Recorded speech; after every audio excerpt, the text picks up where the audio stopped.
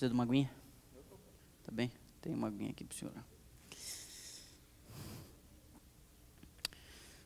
Quando o senhor recupera o fôlego aí, deixa eu contar uma coisa aqui que é para a igreja. Faltava acho que uns 2 meses para a formatura.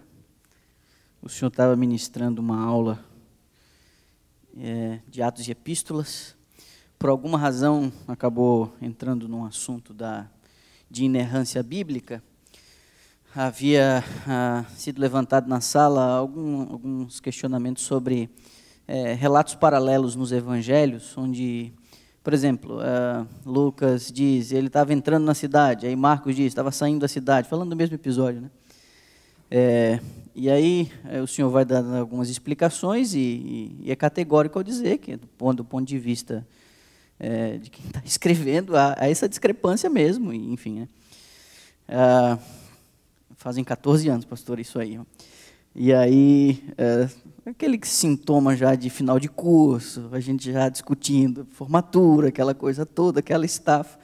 Eu estava sentado lá no fundo da classe, e aí eu disse assim, está acabando com a minha fé. Aí eu me lembro que a turma foi assim, né, todo mundo rindo, aquela coisa toda. Aí o senhor, que é muito sério, assim, né, não... O senhor virou assim lá para trás, estava virado para o quadro quando eu disse, aí a turma riu, aquela coisa toda. Aí o senhor virou para trás e falou, eu não sei quem disse. E eu estou confessando hoje aqui, depois de 14 anos que fui eu. Mas, se a sua fé se apoia nisso... E aí o senhor fez ali o seu discurso e tal, né? Mas, pastor, fui eu o autor daquele comentário. E aí eu me sinto bem mais leve hoje em voltar para casa, depois de confessar o meu pecado voluntário.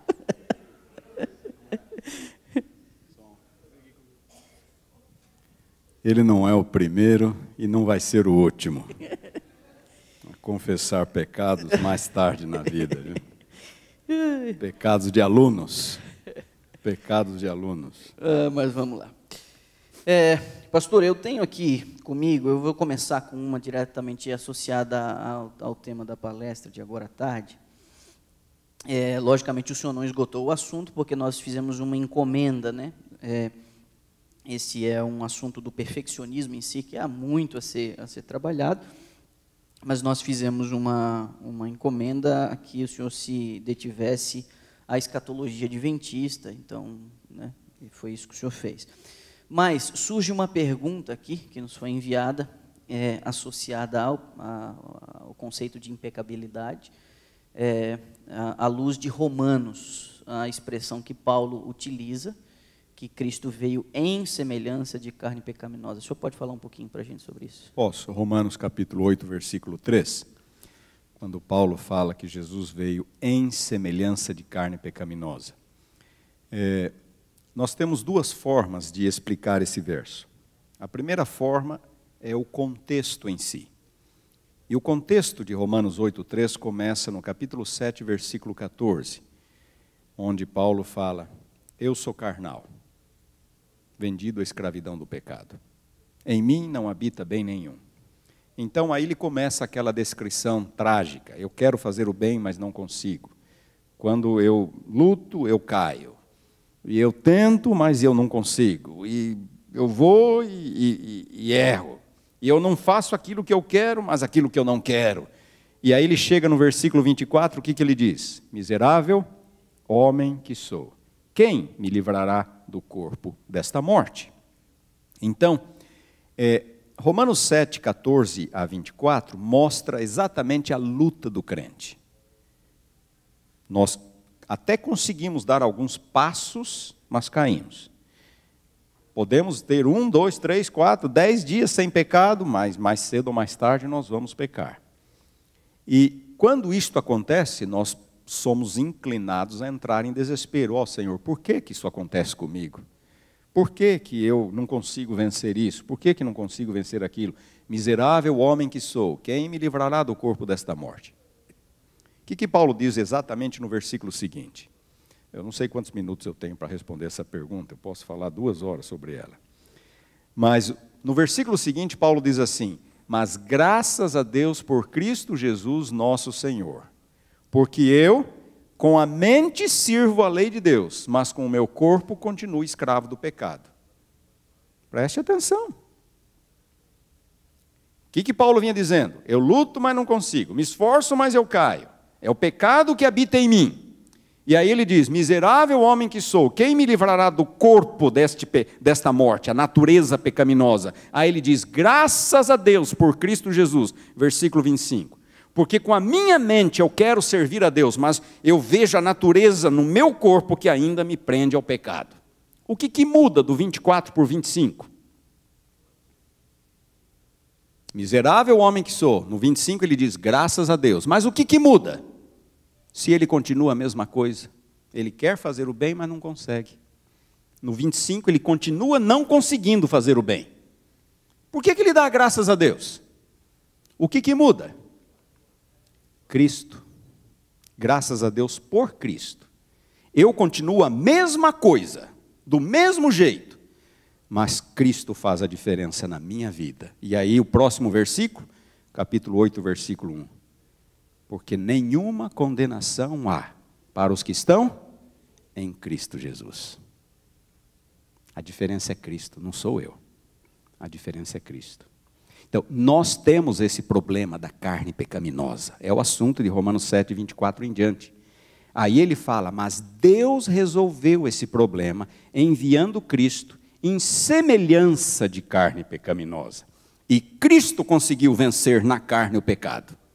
Então eu pergunto, o contexto de Romanos 7, 14 em diante exige que Cristo não tenha tido natureza pecaminosa.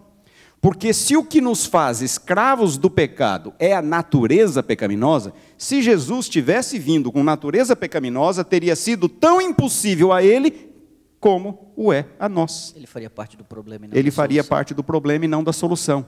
Então, o contexto de Romanos 7, 14 em diante exige que Cristo não tenha vindo com carne pecaminosa. Mas há uma outra forma, é a palavra semelhança. A palavra em grego é a palavra homoiomos, ou homoioma.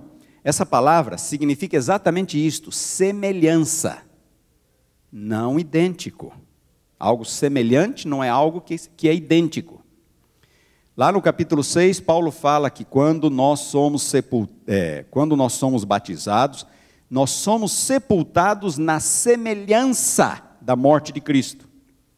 Quando somos batizados, nós não morremos.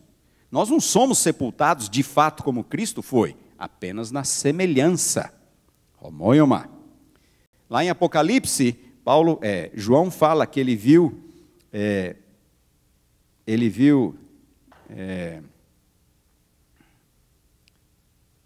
gafanhotos como cavalos preparados para a batalha. Gafanhotos não são cavalos, eles são semelhantes.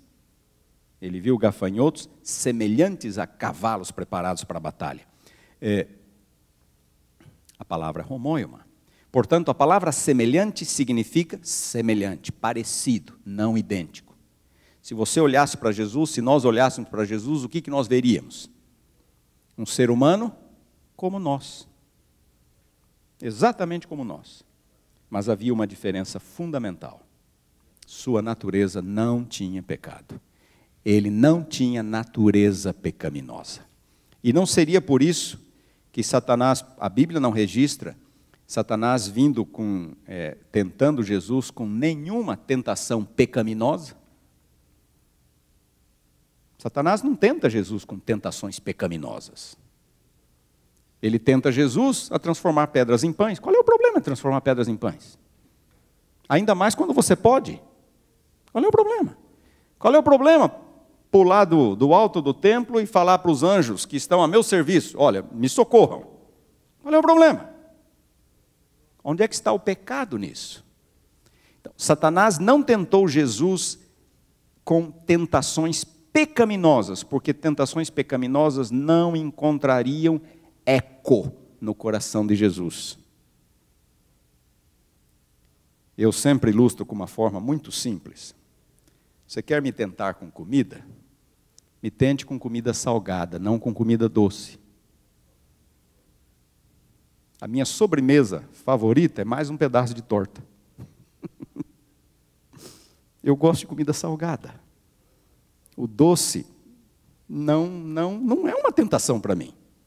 Já conheço pessoas que não podem ver um pudim, um bolo, uma coisa que não conseguem se conter. O doce é uma tentação. Para mim não é. A tentação pecaminosa não era uma tentação para Jesus, porque não encontrava eco no seu coração. E é por isso que a Bíblia não registra nenhuma tentação pecaminosa. A tentação era Jesus agir com sua natureza divina, quando ele estava em estado humano. Essa era a tentação para ele. Parece ser frustrante para algumas pessoas que Cristo tenha vindo com a natureza de Adão, lógico, com as consequências físicas de 4.000 anos de decadência, mas o fato de ele ter vindo com a natureza de Adão, sem inclinação para o pecado, não faz de Adão menos ser humano, né? Não faz. Então, Jesus veio como o segundo Adão. Ele era nosso irmão porque ele era humano, 100% humano. Adão era 100% humano quando foi criado. Só não tinha natureza pecaminosa. Jesus veio como o segundo Adão para vencer onde o primeiro Adão pecou. Se Jesus tivesse vindo com natureza pecaminosa, ele mesmo teria necessitado de um Salvador. Pastor, ainda dentro desse contexto, parece haver uma contradição numa sessão de Paulo no final do capítulo 3 da carta aos Filipenses. Se você quiser abrir sua Bíblia aí para acompanhar e ficar um pouco mais claro, essa pergunta chega para nós porque na sessão dos versos 12 a 16, Paulo está falando de si mesmo e está falando de sua luta, de sua vocação, e ele diz num verso que não que eu já tenha alcançado, está falando da perfeição, mas logo na frente ele diz, olha, nós que já somos perfeitos, ajude a gente a entender um pouquinho essa perícope, por favor. De fato, Paulo fala no versículo 12, não que eu tenha já recebido, ou já tenha obtido a perfeição, mas eu prossigo. E daí ele fala no versículo 15, todos, pois, que somos perfeitos, mas ele já era ou não era? Irmãos, isso tem que ver com o crescimento na vida, crescimento cristão. Um recém-nascido, um menino, já é um homem perfeito? Já é um homem perfeito? Não, mas pode ser um nenê perfeito, um bebê perfeito, certo? Uma criança com 7 anos de idade, um menino, já é um homem perfeito, mas pode ser um menino perfeito. Um juvenil de 12 anos de idade, já é um homem perfeito, mas pode ser um juvenil perfeito. Então, num certo sentido, o cristão já é perfeito e continua perseguindo a perfeição. Vocês estão me entendendo? Porque há crescimento na vida. Existe crescimento na vida. Se a graça de Cristo não está produzindo crescimento espiritual na sua vida, você está bloqueando a operação da graça de Cristo. Então, a graça de Cristo nos leva a crescer, mas ao mesmo tempo nós já somos perfeitos. De que forma? Em Cristo. Nele estais aperfeiçoados. Nele estamos aperfeiçoados. Então, esse é um ponto. Nós já somos perfeitos em Cristo, mas a graça de Cristo faz com que nós continuemos crescendo espiritualmente em nossa jornada. Ok, mudando de saco para mala, nós vamos deixar um pouquinho esse tema agora de lado.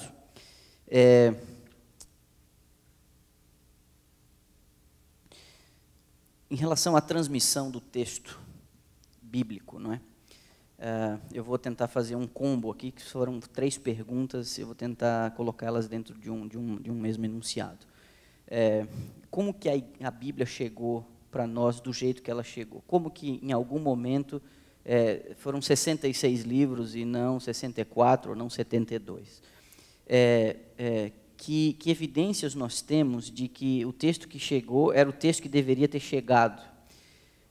Nesse contexto, há uma corrente de pensamento que diz que o texto, de fato, neotestamentário, foi escrito em hebraico, mas que isso foi levado para o grego de alguma forma, e nessa houve um comprometimento do texto. E, por fim, a interferência de Constantino no século IV. Eu estou fazendo um combo nisso daí para o senhor sintetizar para a gente. E que combo! Está misturando um monte de coisa aí na pergunta. Irmãos, a Bíblia chegou até nós pelos canais naturais da história. Vocês já ouviram falar de uma certa religião que, segundo se diz, os seus escritos foram encontrados em placas de ouro, escondidas numa caverna, e que depois foram traduzidas pelo anjo e dão até o nome do anjo, não é? Não foi assim que a Bíblia chegou até nós. A Bíblia chegou até nós pelos canais normais da história. Em primeiro lugar, havia uma situação específica, como eu mencionei ontem, uma situação específica. O povo de Israel está vivendo em pecado, Deus manda um profeta, esse profeta vai lá, ele repreende, ele adverte, e ele registra num livro suas profecias, sua pregação. Havia uma situação específica. Então, havia uma situação histórica, Deus envia uma pessoa real, um ser humano, às vezes é um sitiante, é alguém que trabalha na agricultura, às vezes é um indivíduo um pouco mais estudado, Isaías, que era um membro da corte. Deus escolhe pessoas as mais variadas, Paulo, que era um rabino, Pedro, que era um pescador, Mateus, que era um coletor de impostos. Deus pega as pessoas mais variadas, aqueles que ele sabe que ele pode utilizar. Então, há uma situação específica, Deus levanta uma pessoa específica para ir e levar a mensagem de Deus. Ou para registrar um documento específico para que possa ser útil para aquele grupo, para aquela comunidade. Assim a Bíblia foi escrita. Então, você tem um Isaías, que era um indivíduo mais culto, mais sofisticado. Você tem um salmista, por exemplo, que havia sido pastor de ovelhas no passado. Você tem um Paulo, que havia sido um rabino. Você tem um João, que havia sido um pescador. E essas diferenças, elas ficam evidentes no texto. Você tem um Paulo que escreve de um modo mais sofisticado, um João que escreve de um modo muito mais simples. Olha o estilo de João.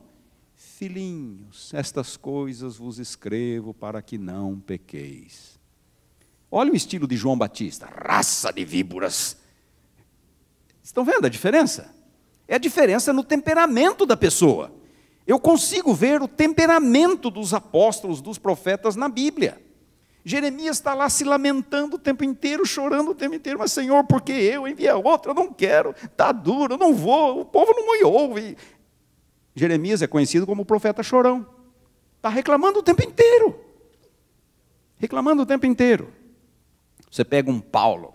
Paulo fica batendo com todo mundo o tempo inteiro. Marcos falha com Paulo na primeira viagem, na segunda ele não quero mais, não adianta, não levo mais. Mas Paulo, leva o coitado, não levo. Uma chance só, perdeu, esqueça. Sim, era Paulo. Entendeu? Paulo batia de frente. Pedro vai em Antioquia, Gálatas 2. Pedro faz uma coisa lá, Paulo pega Pedro pelo colarinho, na presença de todo mundo. Pedro, o que você está fazendo, Pedro? Está errado. Nós vemos nos escritos a personalidade dos escritores, sua linguagem, sua erudição, sua simplicidade, está tudo aqui. E, pouco a pouco, o Espírito Santo foi trabalhando com o povo de Deus no Antigo Testamento, com a igreja no Novo Testamento, para que fossem selecionando aquilo que seria de valor permanente para a igreja. A escolha desses livros não é da vontade humana. Não é da vontade humana. Não existe nenhum fenômeno humano capaz de dizer por que 1 e 2 Coríntios estão aqui e as outras 2 cartas que Paulo escreveu aos Coríntios não estão. Paulo escreveu 4 cartas aos Coríntios. Só estão 2 aqui. Não há mecanismo humano que explique isto. É Deus atuando por meio da sua igreja. 1 Coríntios capítulo 5, versículo 9, Paulo fala, já por carta vos escrevi. Em 1 Coríntios. Já por carta vos escrevi. Então, 1 Coríntios não foi a primeira. Foi pelo menos a segunda. E em 2 Coríntios ele faz referência a uma carta que ele escrevera depois da primeira. Então, 2 Coríntios é a quarta. 1 Coríntios é a segunda e 2 Coríntios é a quarta. Então, não há mecanismo humano suficiente para explicar isto. Paulo escreveu uma carta aos Laodicenses, mencionada em Colossenses capítulo 4, versículo 16. Não está na Bíblia. Os outros livros de Paulo estão. Então, Deus atuou por meio do seu Espírito na igreja para selecionar aquilo que teria valor permanente. Esse é o primeiro ponto. Segundo ponto, como foi que esses livros chegaram até nós? Eles foram escritos por pessoas reais, em situações reais, e eles foram copiados e recopiados por pessoas reais como vocês e eu. Algumas muito eficientes, outras nem tanto. Irmãos bem intencionados que queriam fazer uma cópia de Romanos para enviar para cá, uma cópia de Gálatas para enviar para lá, e numa dessa, nem todos os que fizeram cópias, os copistas, os escribas, eram pessoas treinadas. Alguns foram absolutamente competentes, outros nem tanto. Como é que eu fico? Não está comprometido? Eu me deparei com essa pergunta quando eu era colportor, fazendo meu curso de teologia, vendendo livros da igreja. Alguém pôs a mão em cima do meu prospecto e falou assim, mas quem pode garantir que aquilo que Mateus, João, Paulo escreveram tanto tempo atrás foi preservado de forma íntegra? Quem pode garantir? E eu não tinha uma resposta naquele momento. E foi aí que eu comecei a pesquisar. Quem pode garantir? Irmãos, nós temos hoje 5.700 manuscritos gregos. O Novo Testamento foi escrito em grego. 5.700 manuscritos gregos do Novo Testamento. Alguns completos, outros fragmentários. Então, se eu tiver uma dúvida se o livro foi preservado de forma íntegra, o que eu tenho que fazer? Comparar. Olhar os manuscritos. E quando eu comparo os manuscritos, o que é que eu percebo? Eu encontro erros? Sim, eu encontro erros, porque eram pessoas comuns, algumas muito imprudentes, muito amadoras, algumas dessas pessoas que fizeram cópias, mas outras eram escribas profissionais, absolutamente zelosos, cuidadosos.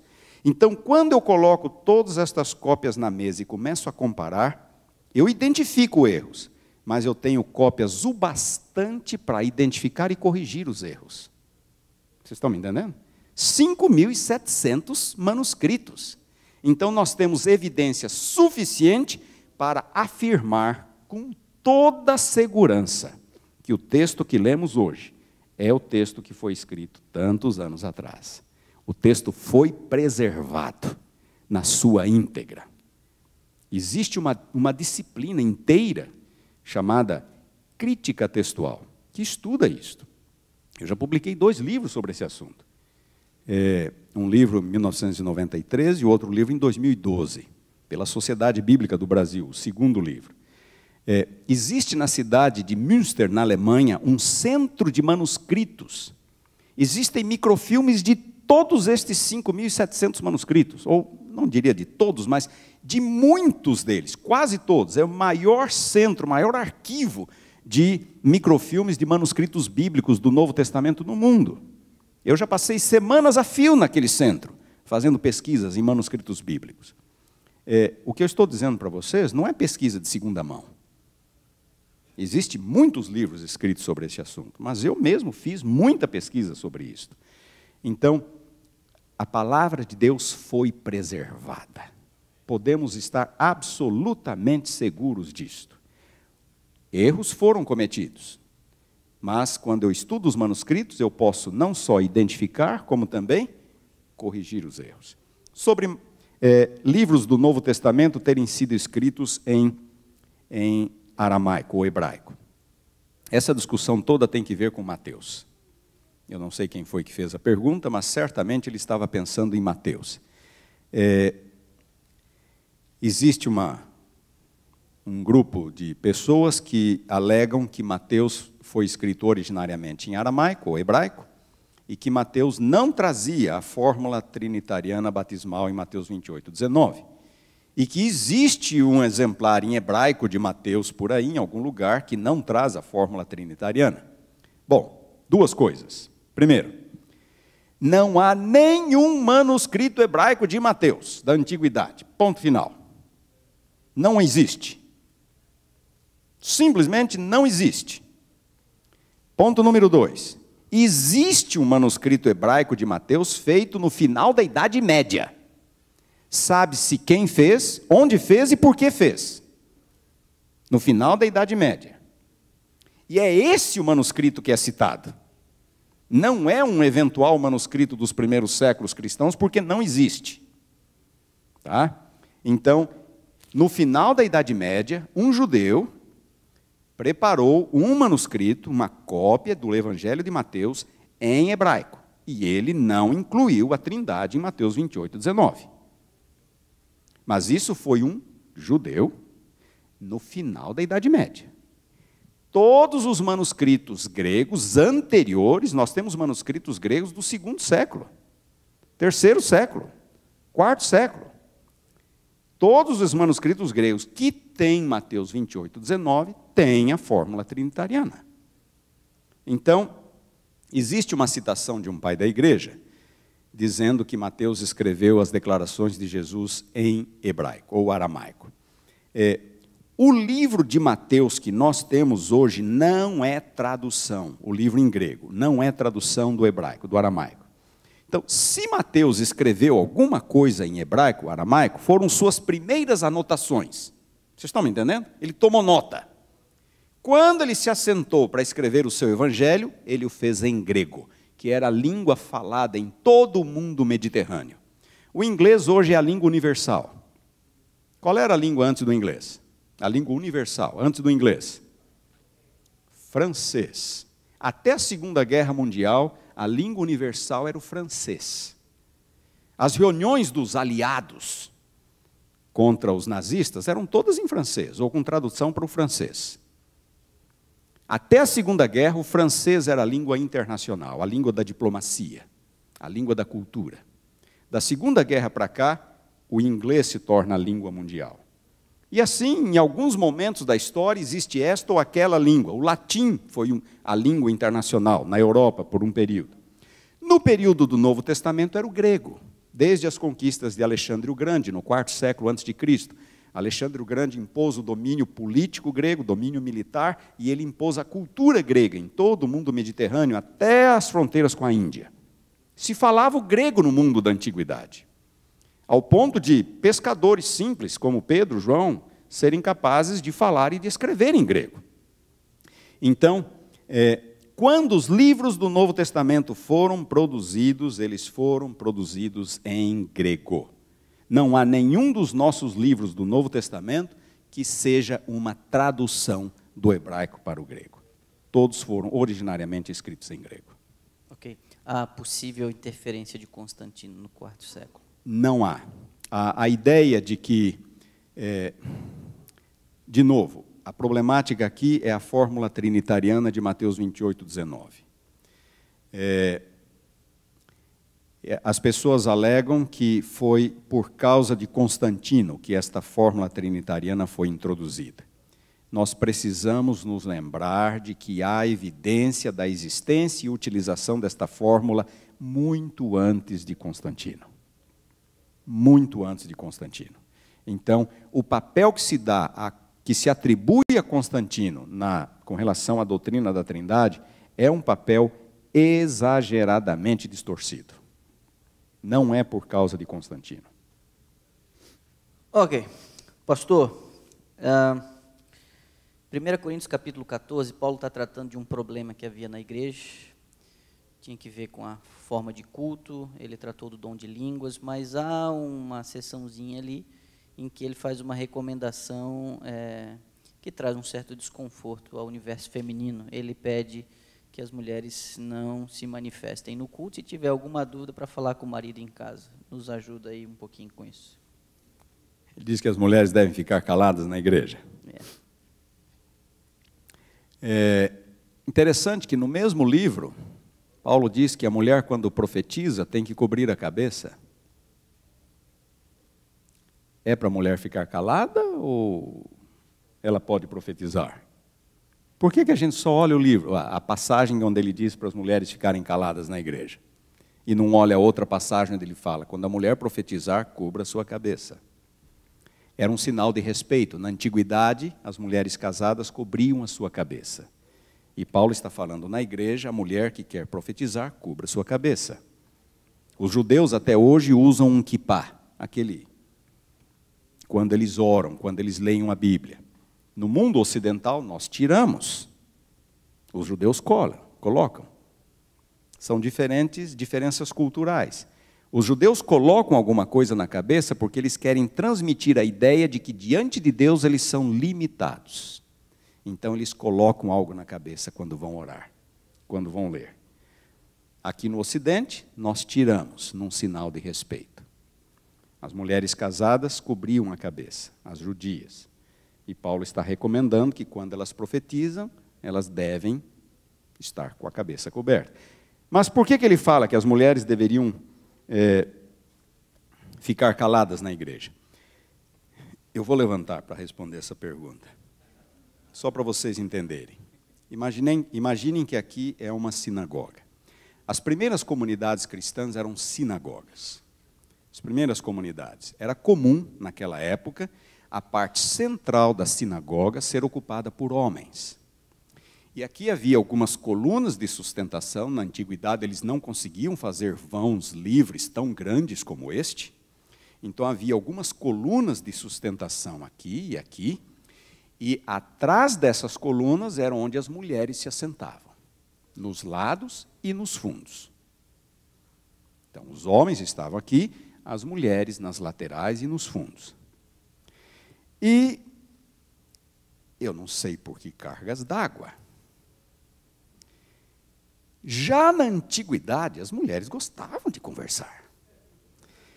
Os rabinos diziam assim, Deus deu 10 medidas de palavras à humanidade. As mulheres se apossaram de 9 delas. Então, as mulheres estavam sentadas fora da parte central, na maioria das vezes com crianças e conversando. E Paulo simplesmente diz: as irmãs, por favor, fiquem caladas na igreja. É só isso, irmãos. Mais nada. Tá? Mais nada. Porque as mesmas mulheres, elas estão autorizadas a profetizar, a vir e a profetizar. Mas por questões culturais, Paulo lembra, quando elas forem à frente para profetizar, cubram a sua cabeça. Mas aquelas que ficam se distraindo, e uma falando da vida alheia aí do lado, com as crianças, fiquem caladas no culto, por favor. Só isso, irmãos. Mais nada. Tá? A expressão utilizada em Apocalipse 6, verso 9, as almas embaixo do altar clamam o sangue dos mártires. Esta é uma figura de linguagem. Nós sabemos que na Bíblia o ser humano não tem uma alma. O ser humano é uma alma. O ser humano é o resultado da união de duas coisas: pó da terra mais fôlego de vida. O fôlego de vida é mais ou menos como a eletricidade. Não é uma entidade, não é alguma coisa que Deus coloca dentro. É simplesmente o fôlego de vida. Então, o fôlego de vida mais o corpo, o pó da terra, o resultado é alma vivente. Nós somos almas viventes. E não existe alma morta. Essa declaração do Apocalipse é uma figura de linguagem para os mártires. Então, o sangue dos mártires clama por vingança. Então, nós temos que tomar muito cuidado para não fazer um cavalo de batalhas em cima de uma passagem particular. E sempre interpretar passagens mais difíceis à luz de passagens mais fáceis. Essa é uma regra. Ok. O senhor, essa pergunta já vem como um eco do que a gente já viu desde sexta-feira. O senhor foi categórico ao afirmar que um texto, ele originariamente não foi escrito para nós. Ele tinha um público definido, com uma mensagem definida e tal. Ainda que a interpretação ela esteja limitada ao seu contexto, seja histórico, literário e tudo mais, existem as aplicações, que é quando a Bíblia faz sentido para mim hoje, depois de tanto tempo que ela foi escrita, né, o seu caráter prático, né, dos princípios que estão ali envolvidos. O senhor teria algum conselho a dar em relação à aplicação do texto? A aplicação do texto é necessária e ela deve sempre partir do significado original do texto. Vou dar um exemplo. Em Efésios, Paulo diz assim: não se ponha o sol sobre a vossa ira. Paulo diz isso em Efésios: não se ponha o sol sobre a vossa ira. O que ele quer dizer com isso? Não se ponha o sol sobre a vossa ira. O que ele quer dizer com isso? Não vai dormir com raiva. É isso, é simples assim. Não vá dormir com raiva. Resolva as suas desinteligências, os seus conflitos no mesmo dia. Tão logo apareçam, certo? Porque se você vai dormir com raiva, mesmo uma king size fica pequena. A coberta fica pequena. Entendeu? É um num canto, outro no outro, aquele clima, aquele gosto amargo na boca. Não é? Ninguém quer dar o braço a torcer. Não é? Vocês sabem o que eu estou falando. Não se põe o sol sobre a vossa ira. Agora, a minha pergunta é: a que situação esta declaração de Paulo se aplica? Número 1, marido e mulher. Número 2, pais e filhos. Número 3, membros da igreja. Número 4, patrões e empregados. Número 5, vizinhos. A que situação esta declaração de Paulo, não se põe o sol sobre a vossa ira, se aplica? 1, 2, 3, 4 ou 5? Todos. Todos. Então aqui está algo que Paulo diz, e agora eu tiro o princípio da declaração de Paulo e aplico à situação que for necessária. Então eu posso perfeitamente aplicar esse texto à relação entre marido e mulher, a relação entre pais e filhos, a relação entre patrões e empregados, a relação entre membros da igreja, a relação entre vizinhos, porque eu tenho um princípio bíblico. Resolva o problema, tão logo ele surja. Não vá dormir com raiva. Seu sono não vai ser bom. E se você vai dormir com raiva, no outro dia a tendência é você continuar com raiva. Certo? Então, isso pode às vezes durar 2, 3, 4 dias, e vocês sabem do que eu estou falando, não é?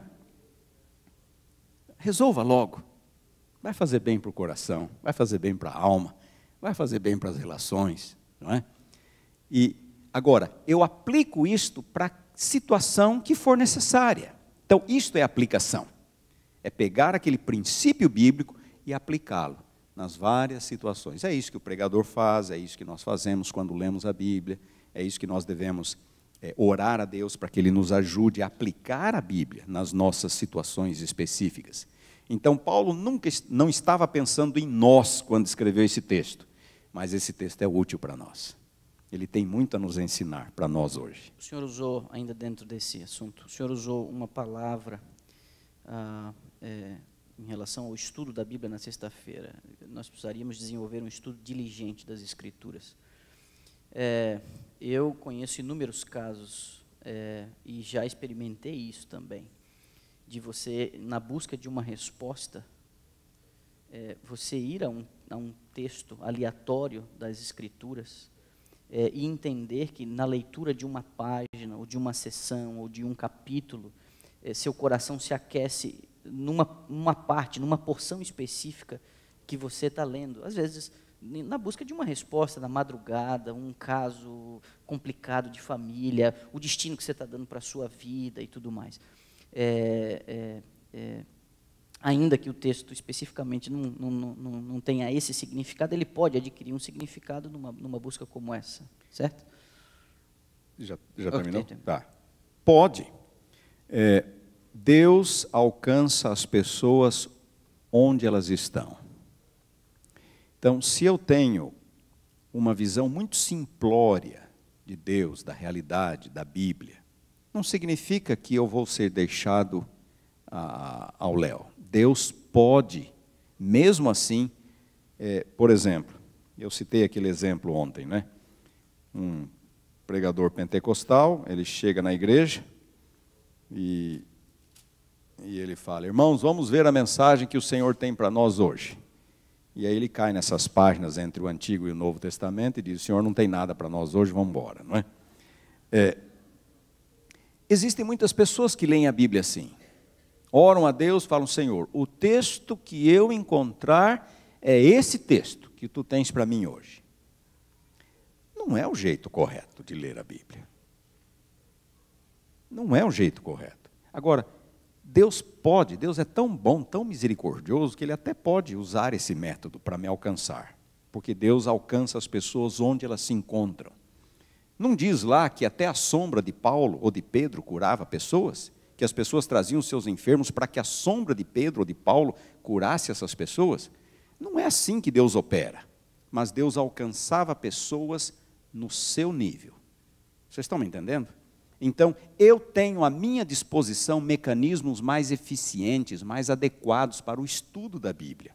Eu tenho as lições da escola sabatina, eu tenho uma série de outros materiais da igreja, e então eu devo, na medida do possível, usar a Bíblia de modo sábio, de modo diligente, e não ficar dependendo do acaso, ficar dependendo da sorte para tentar ver o que o Senhor tem para mim.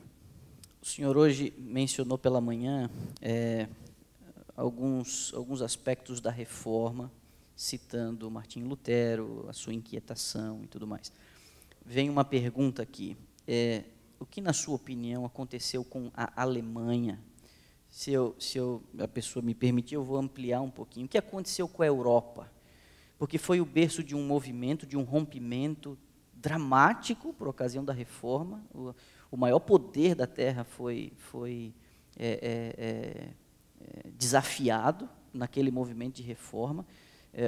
O povo se volta a Deus, se volta às Escrituras, mas hoje a impressão que nós temos é que a Europa diz: eu não preciso mais de Deus. Na sua opinião, o que aconteceu?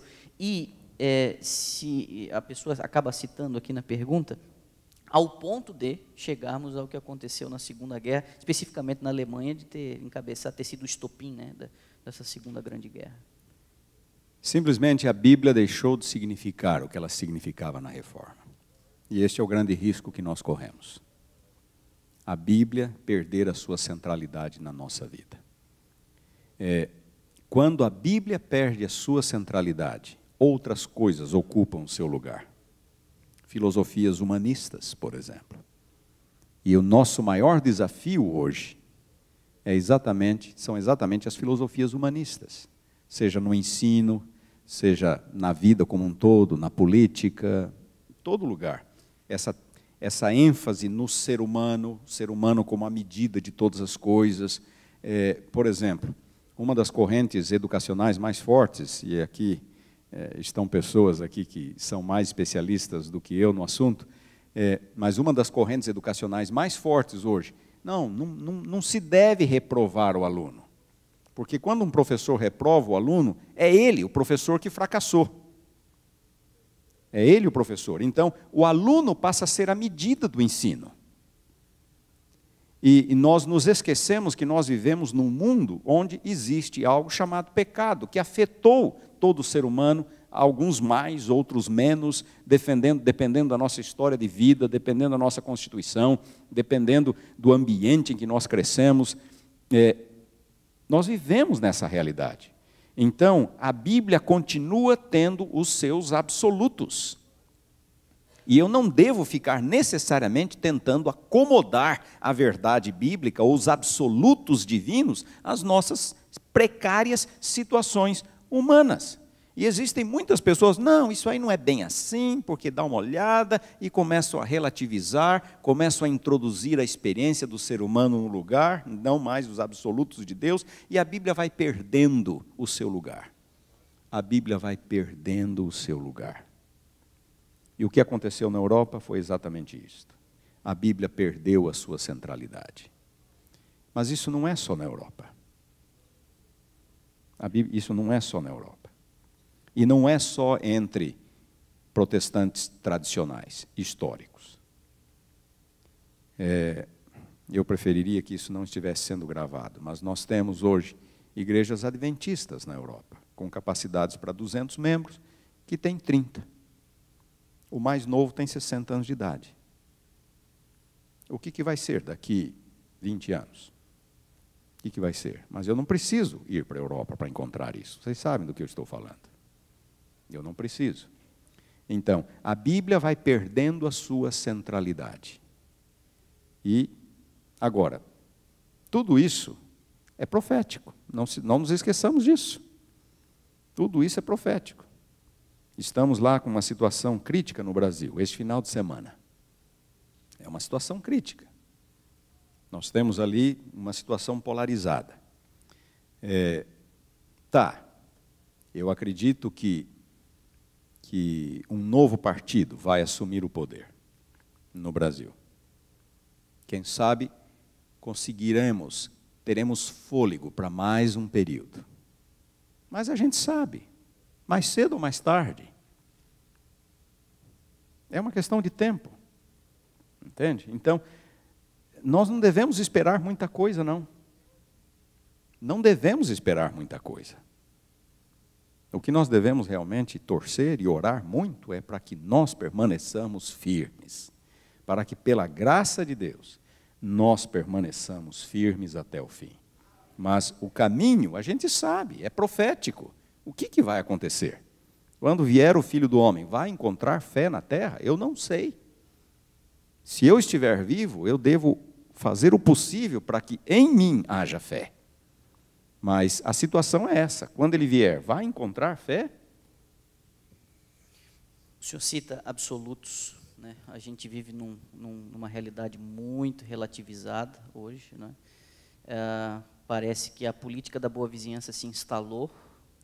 Você crê do jeito que você crê, eu creio do jeito que eu creio, você está certo no seu ponto de vista, eu estou certo no meu. O senhor cita aqui o absoluto. Alguém que acompanhou o culto hoje via internet me mandou uma pergunta. Eu acho que no próprio enunciado você já tem uma sugestão de resposta, mas se nós corremos riscos de parecer fundamentalistas ao defender estes absolutos. Quando eu falei no fundamentalismo hoje de manhã, eu falei de um ponto de vista teológico. De um ponto de vista teológico, de um ponto de vista bíblico-cristão. Então, o fundamentalismo bíblico-cristão é, em geral, um indivíduo que acredita mais do que deveria. Mais do que deveria. Ele vai além do que está escrito. Este é o fundamentalista. É aquele que vai além do que está escrito. Então, tipo assim, eu falei agora há pouco que Deus inspirou pessoas normais, comuns, e que cada um escreve à sua maneira, uns de forma mais sofisticada, outros de forma mais simples, porque a inspiração respeita a capacidade, a diversidade, as características de cada pessoa. E é por isso que nós temos essa diversidade, essa riqueza que nós encontramos na Bíblia. Nós acreditamos que a inspiração atua na mente. Mas existem algumas pessoas que acham que a inspiração atua nas palavras. Então, cada palavra da Bíblia é inspirada. Não é isso que nós cremos. Nós acreditamos que a mensagem é inspirada, não as palavras. Vocês estão me entendendo? A mensagem é inspirada, não as palavras. Mas, então, alguém que crê que as palavras são inspiradas, está indo além. Porque não foi ditado. Isso. A não ser quando é dito. Exatamente. Então, alguém que acredita que as palavras são inspiradas, ele está indo além. Nós sabemos que nós somos salvos pela fé. Nós temos que obedecer à lei de Deus, porque a nossa obediência é a nossa resposta àquilo que Deus faz. Mas alguém que vem e diz, não, mas se você não guardar o sábado, você não vai para o céu. A guarda do sábado é necessária para você ir para o céu. Então ele está indo além. A Bíblia não fala isto. Então aí o fundamentalista, ele também tende a ser legalista, tende a ser perfeccionista, é aquele que vai além. Deus fala X e ele não se satisfaz com X, ele prefere 2X. Eu vou dar um exemplo.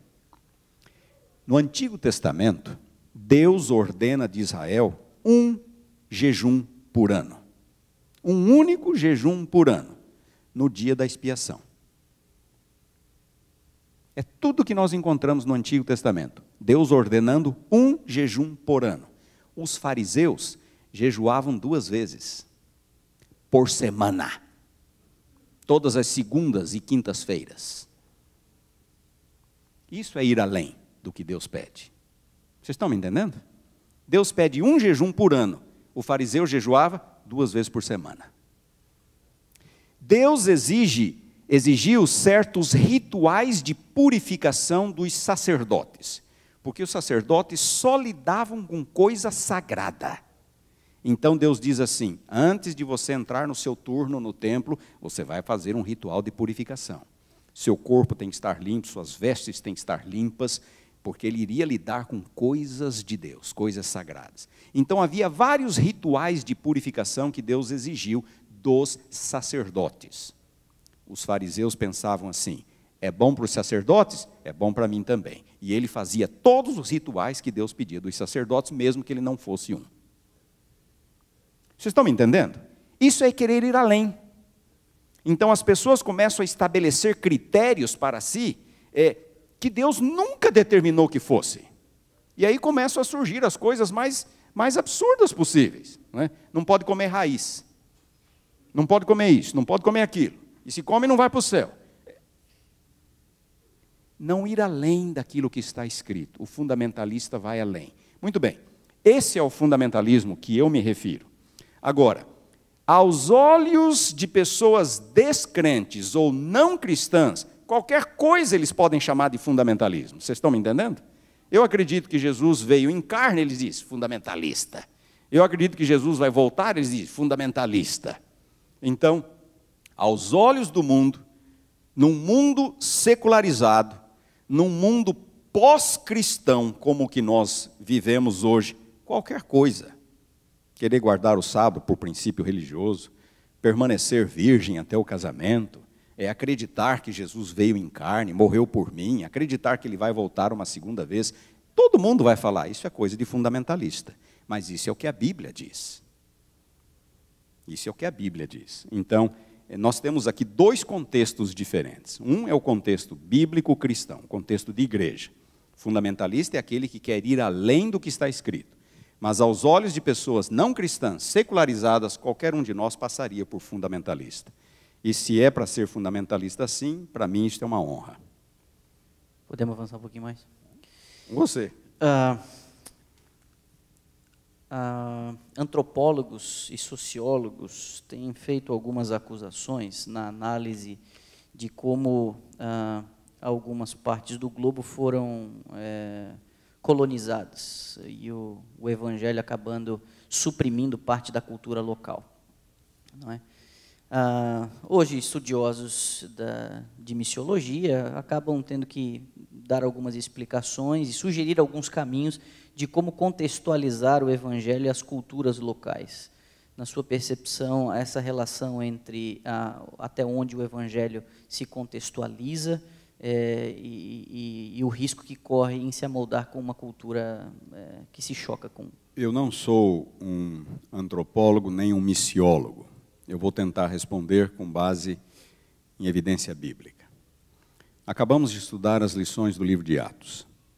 O grande problema na igreja apostólica, ali nos primeiros anos, era com relação aos gentios. Como que os gentios são aceitos na comunidade de fé? Precisam eles se tornar judeus ou não? Precisam eles se circuncidar ou não? A circuncisão era o método pelo qual um gentio se tornava um judeu. Então os judeus acreditavam que só havia salvação dentro do concerto abraâmico, os judeus. Então os primeiros cristãos continuaram pensando exatamente da mesma forma. Um gentio, para se tornar cristão, precisa primeiro se tornar judeu, porque salvação é só dentro do concerto abraâmico. E um gentio se torna judeu pela circuncisão. Então essa foi a grande polêmica. Paulo defendendo, não, ele não precisa. Ele não precisa se circuncidar, ele não precisa se tornar judeu. Tudo bem. Tivemos o concílio de Atos 15, em que foi decidido que os gentios não precisam se tornar judeus para se tornar cristãos. Certo? Muito bem. Mas houve um período na história da igreja. No ano 70, Jerusalém foi destruída pelos romanos. Os romanos, os judeus voltariam a se recuperar, a se reerguer, e 65 anos depois da destruição de Jerusalém, no ano 70, os romanos voltariam e Jerusalém seria destruída uma segunda vez pelos romanos, no ano 135 da nossa era. A primeira, pelo imperador Vespasiano, ele era o imperador, Tito, seu filho, foi o general que destruiu Jerusalém, e a segunda vez foi sob o imperador Adriano. Por conta da segunda destruição de Jerusalém, Adriano e os romanos estavam cansados com os judeus, e eles decretaram o fim do judaísmo. Os romanos decretaram a ilegalidade do judaísmo. O judaísmo, a partir de hoje, é ilegal. Ninguém mais tem o direito de praticar o judaísmo. Circuncisão se tornou ilegal. Prática do judaísmo, ilegal. Nessa época, 135 da nossa era, início do segundo século, alguns cristãos ficaram com medo. Porque todo mundo olhava para eles e ainda confundia cristão com judeu, porque cristão guardava o sábado igual judeu. Cristão não comia porco igual judeu. Então, todo mundo confundia cristão com judeu. Nessa época, os cristãos começaram a guardar o domingo, para se protegerem a si mesmos. Começaram a comer carne de porco, para se proteger a si mesmos, para não serem confundidos com judeus. Mais do que isto, os cristãos começaram a falar, estão vendo só? Os judeus são amaldiçoados por Deus. Amaldiçoados. Rejeitaram Jesus, crucificaram Jesus, olha a sorte deles. Povo amaldiçoado. Então, não só eles começaram a se distanciar dos judeus, como começaram também a apresentar um quadro completamente antibíblico dos judeus. Como se tivessem sido um povo amaldiçoado, que agora a ira de Deus está sobre eles, e qualquer judeu, em qualquer lugar, em qualquer geração, é um povo amaldiçoado por Deus. Durante a Idade Média, então, deixa eu só voltar um pouquinho. A primeira discussão era, o gentio precisa se tornar judeu? A resposta foi, não, Concílio de Jerusalém. Depois que Jerusalém foi destruída e os cristãos, os gentios se tornaram a maioria, aí os judeus começaram a ser vistos como amaldiçoados por Deus, a Europa se tornou essencialmente cristã, judeus eram a minoria, eles começaram a provocar conversão forçada de judeu, porque eles eram a minoria na Europa agora. Então existem casos registrados na história, de um judeu ser trazido, digamos assim, quase que por uma inquisição, e ele ter que dizer publicamente, eu renuncio a tudo que eu era, tudo que eu cria, tudo que eu fazia, de hoje em diante eu não vou mais guardar o sábado, de hoje em diante eu vou comer carne de porco, eu renuncio tudo que eu era, mas ele era forçado a fazer isto. Ele era forçado pelos cristãos. Então, gentio não precisa se tornar judeu para se tornar cristão. Mas nós fomos no outro extremo. Nós nos tornamos uma igreja de maioria gentílica, e agora nós estamos forçando os judeus a se tornar gentios. Vocês estão me entendendo? Estamos nos forçando judeus a se tornar gentios. Então, nem um gentio precisa se tornar judeu, mas um judeu também não precisa se tornar gentio para se tornar cristão. Então, um pagão, seja lá onde for, ao se converter a Cristo, ele não precisa adotar a cultura cristã. Ele pode continuar com sua cultura, mas desde que não haja conflito entre suas práticas e as novas crenças cristãs. Quando Paulo estava pregando o evangelho aos coríntios, Corinto era um centro pagão, talvez o centro mais paganizado da antiguidade, Corinto e Éfeso. Tinha santuários pagãos por toda parte, toda parte. E o paganismo envolvia cada aspecto da vida na antiguidade. Uma criança nascia, era oferecida aos deuses. Casamentos eram celebrados nos templos pagãos. Festas especiais eram celebradas nos templos pagãos e sempre precedidas de sacrifício. Os Jogos Olímpicos, todo mundo participava de um sacrifício e jurava com a mão sobre a carne sacrificada, que haveria de competir de acordo com as regras do jogo. Paganismo caracterizava todos os aspectos da vida na antiguidade, todos. Mas em Coríntio, Paulo diz assim: acabem com isso. Vocês agora pertencem ao Deus verdadeiro. Vocês servem ao Deus verdadeiro. Então eles não tinham que se tornar judeus, mas tinham que abandonar o paganismo. Então, muitos sociólogos dizem que o cristianismo fez um mal para a humanidade, convertendo índios, por exemplo, convertendo os astecas. Os astecas sacrificavam crianças? É isso que nós queremos para a sociedade moderna? Vocês estão me entendendo?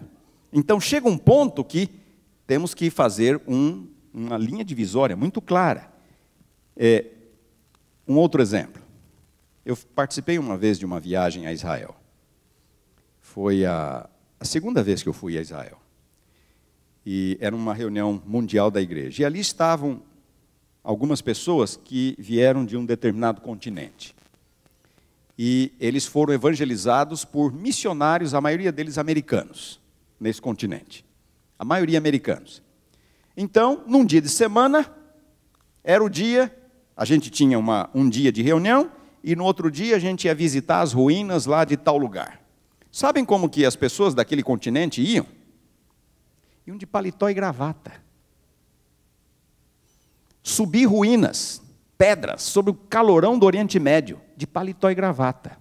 Todos no Ocidente iam de bermuda, tênis, chapéu, e jogando água, tomando água. As pessoas daquele continente iam de paletó e gravata.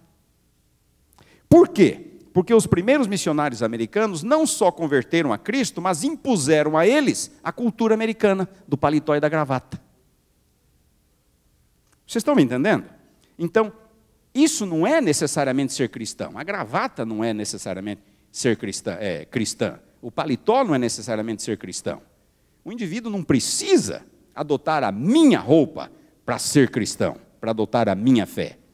Então, eu não sou sociólogo, não sou missiólogo, não sou antropólogo, mas nós temos que respeitar culturas, na medida em que aquilo não toca em questões sensíveis da fé cristã.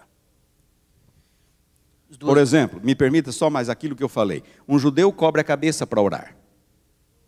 Se um judeu se tornar adventista e entrar na igreja com o quipá, vamos nós pedir para ele tirar? Não precisa tirar, faz parte da cultura dele. Faz parte do DNA dele. Da mesma forma, se eu for a um lugar, a uma igreja de muçulmanos, onde eles tiram os sapatos para entrar, o que eu vou fazer? Eu vou tirar o sapato para entrar, em respeito a eles. Então, nós podemos respeitar culturas, mas existem elementos que nós não podemos abrir mão. A questão do paganismo, a questão da imoralidade, certos alimentos e coisas assim. Ok. Tenho duas para a gente encerrar. A primeira é uma curiosidade. Quando nós fizemos o convite, anunciamos a sua vinda, nós deixamos claro que Para nós foi uma alegria tremenda. Em 165 anos de escola sabatina, estaremos de aniversário aí no próximo sábado, até com um momento especial aqui na nossa escola sabatina. É a primeira vez que um brasileiro é convidado para produzir uma lição de um trimestre. E aqui se encerrou no sábado passado, que foi do livro de Atos, foi de sua autoria. Diz para a gente, pastor, antes da última pergunta, que é mais uma noção sua, de sua experiência, o que o senhor vislumbra no horizonte da igreja, como é que foi esse convite, o tempo que foi levado no preparo, como que o comitê que analisa isso, ele se organiza para a produção da lição da escola sabatina? Eu acho que é uma curiosidade que a gente gostaria de ter saciado aqui. Bom, até eu fiquei surpreso quando recebi o convite e sou muito grato a Deus por ter escrito esta lição. Eu recebi o convite, se eu não estou enganado, foi em 2012 ou 2013, com 5 ou 6 anos de antecedência. Eles têm o planejamento feito com bastante antecedência. E eu sabia que a lição já era para o 3º trimestre de 2018. O planejamento estava bem feito. 3º trimestre de 2018. Me deram o assunto, me deram os parâmetros, que era para eu incluir, não em termos de conteúdo, mas como eu deveria dar preferência à Bíblia, de vez em quando ter alguma citação de Ellen White. Eles colocam ali as diretrizes, não é? E eu estava escrevendo um comentário bíblico, a igreja está preparando um novo comentário bíblico, e eu tinha que terminar aquele comentário antes de pegar a lição, e parece que o comentário começou a se estender, e a lição foi ficando, e eu comecei a ficar desesperado. Eu tinha um prazo limite para entregar, e esse prazo limite me parece que era julho de 2014. Era o prazo limite para entregar o manuscrito da lição. Aí chegou um momento que eu não tive como. Eu terminei o comentário e em 4 meses eu escrevi a lição. Achei que escrevi em pouco tempo, mas eu falei com a administração do NASP, eles diminuíram um pouco a minha carga horária, e eu pude me dedicar quase que tempo integral para escrever a lição. Mandei o manuscrito lá por julho de 2014, quando foi em janeiro de 2015, eu recebi uma resposta dizendo que o manuscrito havia sido aceito. E aí o texto passa por um processo de edição, existem vários critérios editoriais, ajustes que eles fazem. O manuscrito original foi em inglês? O manuscrito original foi em inglês. Eles fazem um trabalho de edição, e aí eles ainda enviam para todas as divisões ao redor do mundo, para o manuscrito ser traduzido nas várias línguas. Então, é algo feito assim com bastante antecedência. E, finalmente, estudamos aí a lição no trimestre passado. Eles têm o direito de mexer no manuscrito, de fazer alterações. Quando a gente assina um contrato, a gente confere aos editores da Associação Geral o direito de mexer no manuscrito. E eles mexeram no meu. Nada assim significativo, mas ninguém melhor do que o autor. Só quem é autor, só quem já escreveu para entender o que eu vou dizer. Ninguém melhor do que o autor para conhecer a alma do documento. Ninguém melhor do que o autor. Então, às vezes, eles estão lendo uma coisa e tem uma visão ou uma percepção que pode não ser a melhor, aquela que o autor teria. Então, eles fazem uma pequena modificação. E eles fizeram 3 pequenos detalhes ali que eu fiquei chateado. Fiquei triste. Mas foram coisas muito pequenas. Coisas muito pequenas. Nada que comprometesse ou que... Miserável homem que sou. Por aí. Pastor, são 31 anos de sala de aula. O senhor teve ainda uma experiência prévia na área pastoral.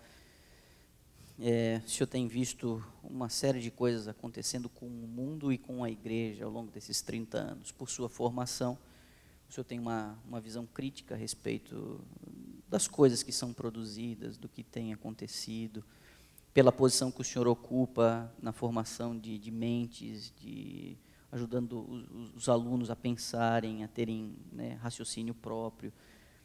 O senhor tem uma perspectiva do cenário, não é? A minha pergunta é, baseado em sua experiência, associada à esperança que o senhor tem na volta de Cristo, o que o senhor está enxergando ali no horizonte? Quem sabe não estivesse preparado para essa resposta, estou lhe pegando agora de surpresa, mas o que o senhor vê ali no horizonte que lhe preocupa ou que lhe traga alegria, algo que... Sua visão pessoal. Eu me lembro, quando eu comecei o namoro com a minha esposa, estávamos uma vez celebrando o aniversário dela, e o pai dela chegou para mim, adventista, havia feito teologia nos anos 60, nunca foi pastor, mas fez teologia, e agora estávamos nos anos 80, mais de 20 anos depois, ele chega para mim e diz, o que estão falando aí na faculdade de teologia agora sobre a União Soviética? Qual é o papel? Como é que as coisas vão ser? A União Soviética, um império ateu, como é que é? Bom, em poucos anos o Império Soviético ruiria. Ruiria, acabaria. Quando o Império Soviético acabou, o Papa era um Papa polonês, de um país socialista. As coisas ficaram mais ou menos claras. Todo mundo tinha uma percepção clara. Tá ficando claro agora. O fim está próximo, olha aí. Parece que as coisas começaram a se encaixar e a fazer sentido. Durou pouco aquela euforia. O tempo passou e o cenário hoje está muito confuso. Para quem conhece as profecias, o cenário está confuso. Decreto dominical, imposto pelos Estados Unidos, reforçando uma decisão da Igreja Católica. Parece algo absolutamente impossível no momento, distante demais. Não temos os elementos suficientes para achar que isso possa acontecer da noite para o dia. Então, eu vejo duas coisas no cenário, nos horizontes. Duas coisas. Primeiro, nós temos um cenário extremamente confuso no momento. Extremamente confuso. Forças liberais muito grandes em países europeus. Nos Estados Unidos existem forças liberais extremamente fortes. O Brasil está enfrentando um momento muito turbulento agora, forças opostas. O mundo está dando uma guinada numa direção que parece não se encaixar com a profecia. O cristianismo está desaparecendo. Estamos numa época pós-cristã. O mundo ocidental já não é mais cristão.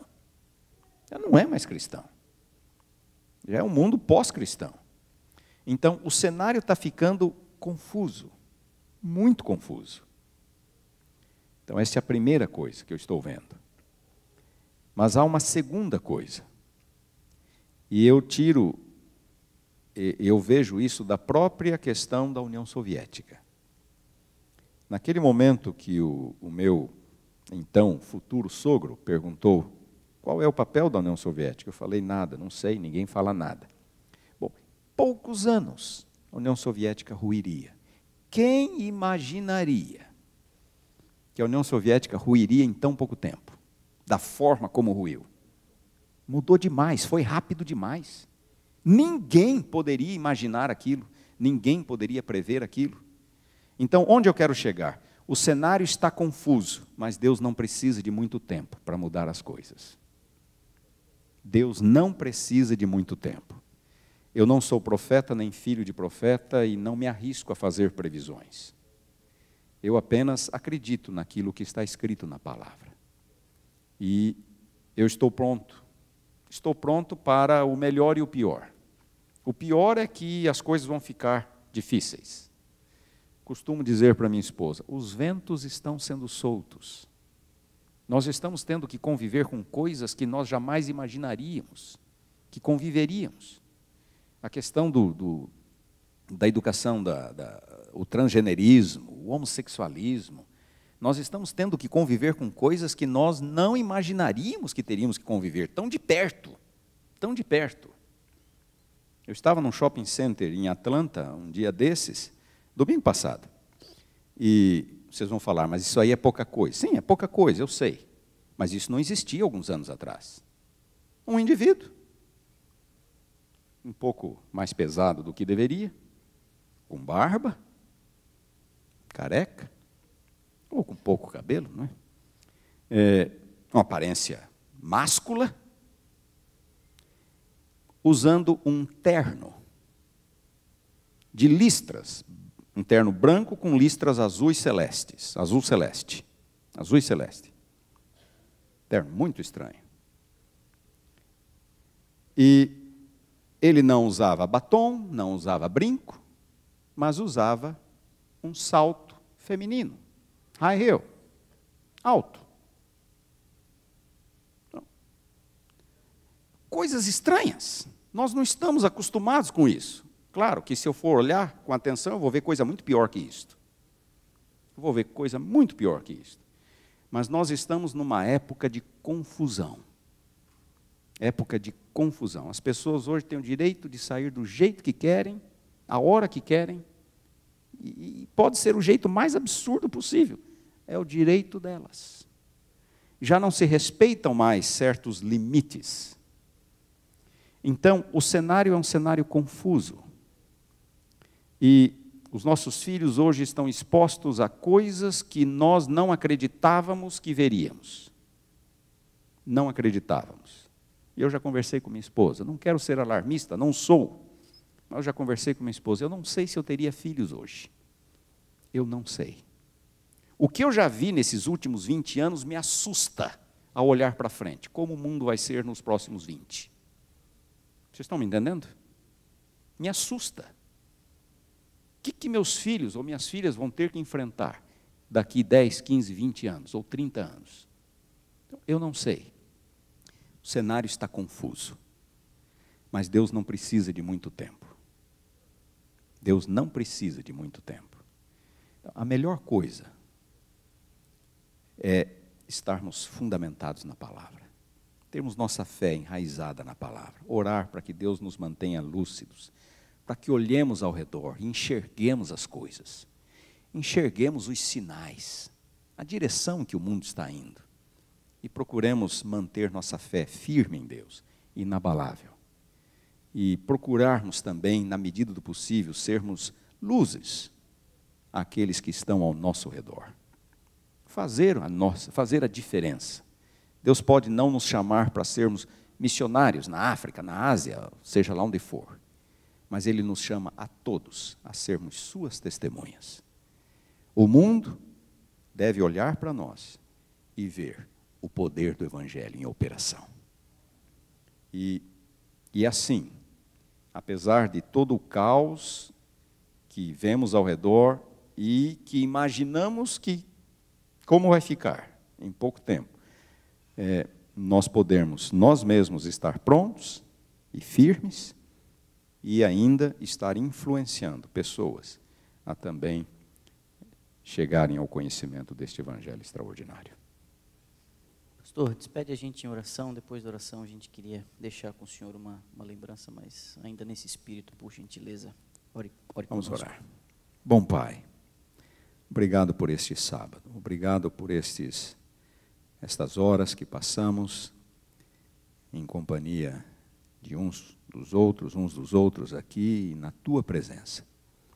Obrigado, Senhor, porque temos este dia para nos desligarmos das preocupações, das pressões, das correrias da semana e nos concentrarmos um pouco mais em Ti, na Tua graça, no Teu amor.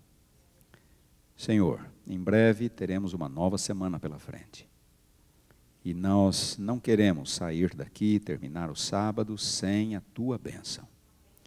Queremos que o teu poder repouse sobre nós, poder do Espírito, nos guie a cada momento, passo a passo desta nova semana.